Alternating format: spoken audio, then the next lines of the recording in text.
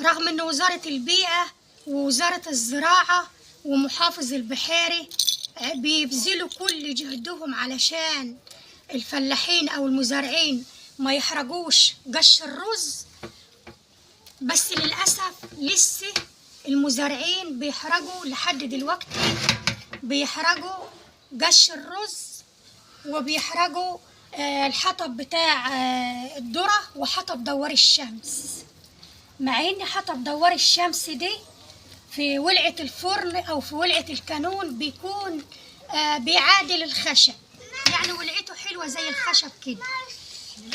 المزارعين لما بيحرقوا قش الرز ده بيعمل سحابة سودة بتأثر على البيئة وبتلوث البيئة وبتأثر على صحة الإنسان، وكمان بتزود الاحتباس الحراري. وما تنسوش ان القش ده فيه هو مصدر للنيتروجين ومصدر للبوتاسيوم، بتبوظوا الاكسجين اللي في الارض اللي في التربه. وطبعا السحابه السوداء ديت وتلوث البيئه واحتباس الحراري والحاجات دي كلها عوامل للسرطان، لان اللهم صل على النبي احنا جسمنا فيه مضادات اكسده وفيه شوارد حره، لما مضادات الاكسده بتقل والشوارد الحره بتزيد بيحصل طفره جينيه بتسبب سرطان. هاتي يا ميس. لما بتولعوا في قش الرز بيحصل مشاكل صحيه كتير، وكمان بيحصل مشاكل اقتصاديه، لان قش الرز ده بيستخدم في حاجات كتيرة مفيدة. أول حاجة إن هو بيستخدموه في صناعة وإنتاج الورق والخشب.